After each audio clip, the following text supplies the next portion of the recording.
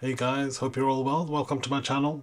My name is Attic and I'll be going through the top 10 features of the new Mavic Mini Pro, so come along. Now yes, this is slightly different to the usual videos I post of cinematic content, but I was really excited about the Mini 3 Pro and I wanted to tell you which features I cannot wait to use.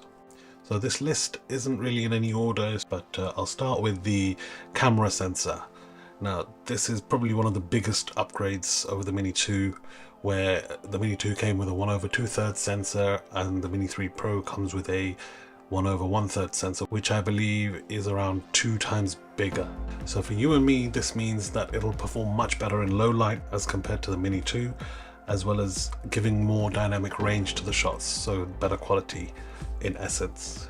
The pixels have been enlarged to 2.4 pixels. I'm not sure what they were before, but I've read that they're larger than the Mini 2s. The aperture also got some love, with going from 2.4 to 1.7, which means that it will let in more light into the sensor, and again, this with the bigger sensor is going to give us hopefully a lot more better shots and more quality, more clarity in our shots, so I can't wait for that. So the second thing I'm really excited about is the active track in the quick shots, because I film solo 90% of the time, 95% of the time, and this will help me get those shots of myself in my travels without the remote in my hand, which really doesn't look cinematic.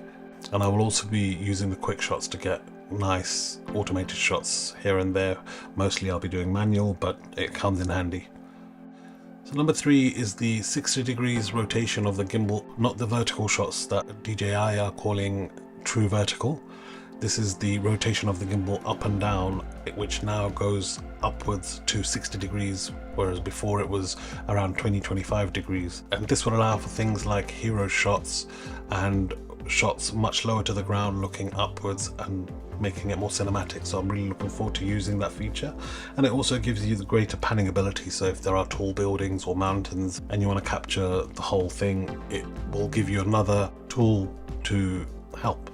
Next on the list is Cinelike, which retains a lot more dynamic range and allows for greater maneuverability during the editing phase, where you can bring back more detail in the shadows and the highlights because more details have been captured. Now along with that, the next feature on the list is the 150 megabits recording, which again allows for a lot more data and detail to be captured in the files, so in the editing process there'll be a lot more data available to you. Next up we have 4K 60 frames per second, and although this is not a very big deal for me in terms of slow motion, as I mainly do landscape shots where there's no really need. Maybe if I'm filming boats or people running and stuff, I might use it for that slow motion. But my main reason for putting this feature in the list is the smoothness it can give fast moving shots at 60 frames for following cars or waterfalls and things like that. So yeah, again, it's not a big change, but I'm really looking forward to it. Next on the list is the actual upgraded remote that comes with one of the packages. Now you can get the drone by itself without any remotes.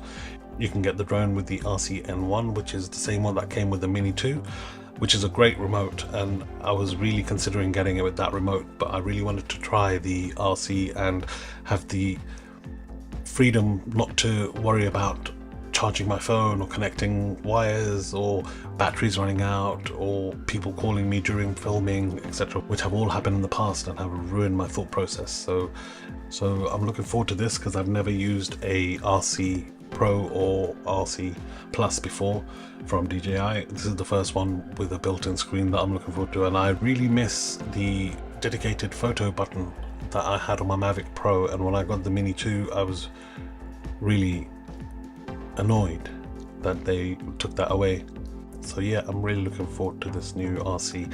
Now I've heard somewhere that this Android system that they have on this remote, they have locked it to just be on the DJI Fly app and the settings. That's it. You can't install other apps or Instagram or anything like that, which is a big shame because they allow it on the RC Pro, and it's nice to be able to take your shots and then post it straight away without having to transfer files anywhere or do anything else, where it's an all-in-one package. But again, the main reason I'm getting it is because it will make my life easier when I'm traveling and I'm filming, and there's no extra things to worry about when I'm mid-flight. Now this one is quite a big one for me because the system for the ND filters on the Mini 2 were very irritating and very fiddly.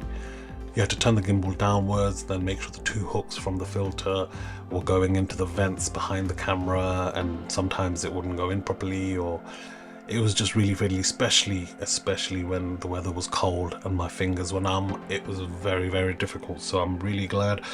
I've seen the images of the filters that DJI are doing and it looks like it's magnetic, and I'm really hoping it is.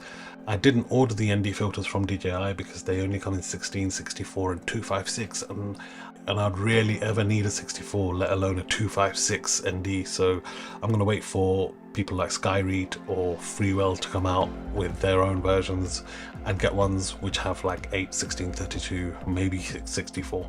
That's as much as I need to go.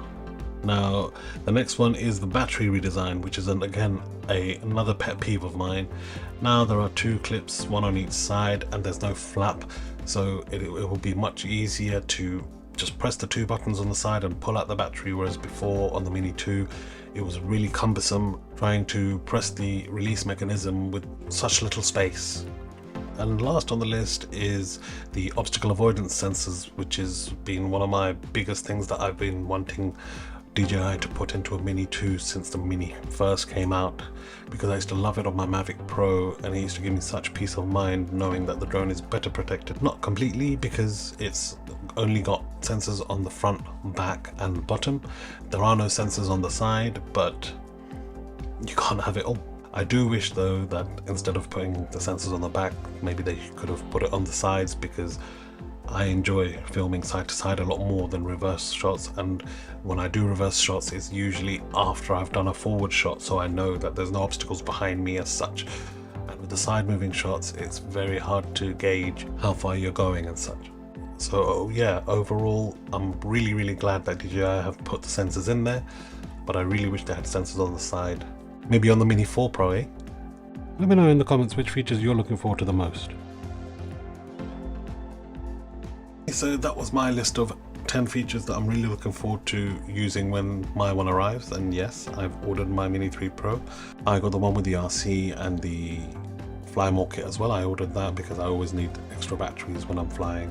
And let me know if you're ordering one down in the comments and which package you will be getting. If you enjoyed this video, please consider subscribing, as it helps the smaller channels to be acknowledged by YouTube. And going forward I'll be making more videos like this, as well as my cinematic videos, as I love showcasing all the places I go to, so those won't stop, but I'll be doing more videos like this. If you have any suggestions on where you'd like me to visit, whether in the UK or any other countries, please let me know in the comments. I'm looking for ideas on where to go over the next year or so, so please let me know if you have any ideas or if you have any preferences. And till next time, stay safe and stay creative.